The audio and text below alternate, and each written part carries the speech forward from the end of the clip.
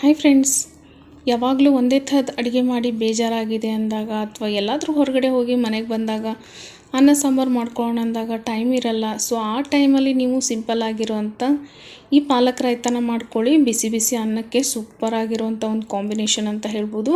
ಮನೆ ಮಂದಿ ಒಂದು ಸಲ ಟೇಸ್ಟ್ ಮಾಡಿದರೆ ಸಾಕು, ವಾರದಲ್ಲಿ ಇದನ್ನೇ ಮಾಡಿ ಒಂದೆರಡು ಸಲ ಅಂತ ಹೇಳ್ತಾರೆ, ಅಷ್ಟು ಸೂಪರಾಗಿರುತ್ತೆ. ಬನ್ನಿ ಹಾಗಿದ್ರೆ ಈ ಪಾಲಕ್ ರಾಯ್ತನ ಯಾವ ರೀತಿ ಮಾಡೋದು ಅಂತ ಹೇಳಿ ನೋಡೋಣ. ಇವಾಗ ಇಲ್ಲಿ ಕಡಾಯಿನ ಇಟ್ಕೊಂಡಿದ್ದೀನಿ. ಒಂದು 5-6 ಟೇಬಲ್ ಸ್ಪೂನ್ ಆಗೋಷ್ಟು ಎಣ್ಣೆ ಹಾಕಿದ್ದೀನಿ. ಇದಕ್ಕೆ ಒಂದು ಅರ್ಧ ಟೀ ಸ್ಪೂನ್ ಆಗೋಷ್ಟು ಜೀರಿಗೆ ಹಾಕಿದ್ದೀನಿ. ಜೀರಿಗೆ ಸ್ವಲ್ಪ ಚಟ್ಪಟ ಆದಮೇಲೆ ಇದಕ್ಕೆ ಒಂದು 2 ಟೇಬಲ್ ಸ್ಪೂನ್ ಆಗೋಷ್ಟು ಸಣ್ಣದಾಗಿ ಕಟ್ ಮಾಡಿರುವಂಥ ಬೆಳ್ಳುಳ್ಳಿನ ಹಾಕ್ಕೊಳ್ತಾ ಇದ್ದೀನಿ.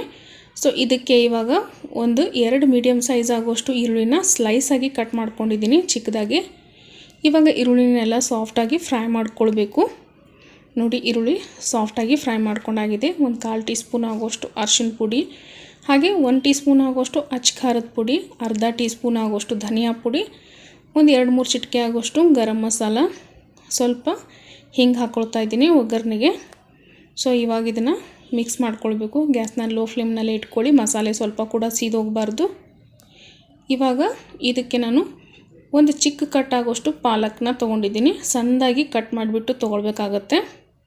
ನೀವು ಎಷ್ಟು ಕ್ವಾಂಟಿಟಿ ಮಾಡ್ತೀರಾ ಅನ್ನೋದ್ರ ಮೇಲೆ ನೋಡಿಬಿಟ್ಟು ಮೊಸರು ಹಾಗೆ ಪಾಲಕ್ನ ತೊಗೊಳ್ಬೇಕಾಗತ್ತೆ. ನಾನಿಲ್ಲಿ ಒಂದು ಚಿಕ್ಕ ಕಟ್ ಆಗೋಷ್ಟು ಪಾಲಕ್ನ ತೊಗೊಂಡಿದ್ದೀನಿ. ಸೊ ಇವಾಗ ಈ ಪಾಲಕ್ನ ಸೇರಿಸ್ಕೊಳ್ತಾ ಇದ್ದೀನಿ ಒಗ್ಗರಣೆಗೆ.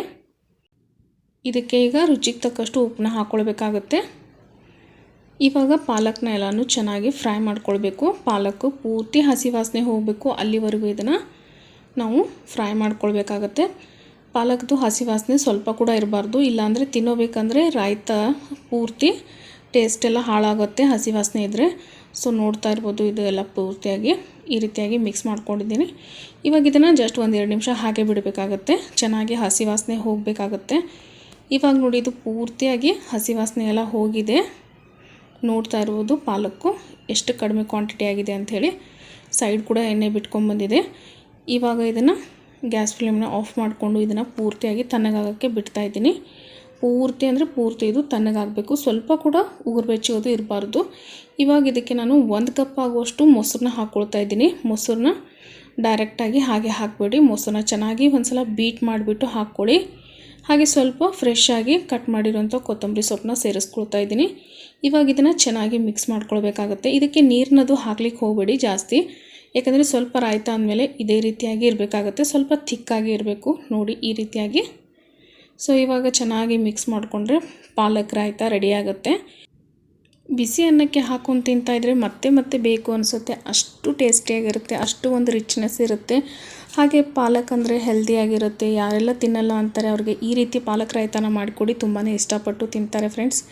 ನೀವು ಕೂಡ ಈ ವಿಡಿಯೋನ ಎಂಜಾಯ್ ಮಾಡಿದ್ದೀರಾ ಅಂತ ತಿಳ್ಕೊತೀನಿ. ಹಾಗೆ ಯಾರೆಲ್ಲ ಚಾನಲ್ನ ಹೊಸದಾಗಿ ನೋಡ್ತಾ ಇದ್ದೀರಾ ದಯವಿಟ್ಟು ಚಾನಲ್ನ ಸಬ್ಸ್ಕ್ರೈಬ್ ಮಾಡ್ಕೊಂಡು ನೋಡಿ. ವಿಡಿಯೋ ಇಷ್ಟ ಆದರೆ ಒಂದು ಲೈಕ್ ಕೊಟ್ಟು ಸಪೋರ್ಟ್ ಮಾಡಿ ಅಂತ ಕೇಳ್ತೀನಿ. ನಿಮ್ಮ ಫ್ಯಾಮಿಲಿ ಫ್ರೆಂಡ್ಸ್ ಜೊತೆ ಈ ವಿಡಿಯೋವನ್ನು ಶೇರ್ ಮಾಡ್ಕೊಳ್ಳೋದ್ರ ಮುಖಾಂತರ ಇನ್ನೂ ನಮ್ಮ ಚಾನಲ್ಗೆ ಸಪೋರ್ಟ್ ಮಾಡಿ ಅಂತ ಕೇಳ್ತೀನಿ. ಮತ್ತೆ ಸಿಗ್ತೀನಂತೆ ನೆಕ್ಸ್ಟ್ ವಿಡಿಯೋನಲ್ಲಿ. ಅಲ್ಲಿವರೆಗೂ ಎಲ್ಲರಿಗೂ thank you so much for watching.